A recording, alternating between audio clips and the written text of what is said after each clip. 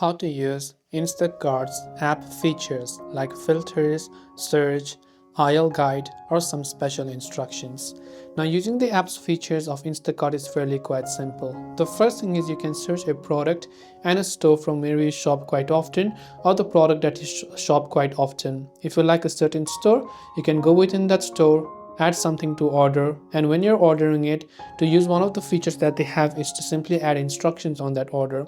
For example, if it is a ripe product or a produce, then in that case you can customize the ripening, so you can ask the shopper to customize, or basically if you want it you want to eat it now, you can select ripe for today. You want to eat it a week later, you can select ripe after a week, or firm for now, ripe for later, something like that. You can select those kind of options in your case as well. If you want to search for anything, you can ask or search anytime based on whatever else it is. You can sort them by ingredients and anything else as well. If you go to your profile page, you can utilize some of its features like adding a credits, promos, or gift card, adding a loyalty card, and other things as such. You can also make your collections of some recipes and list.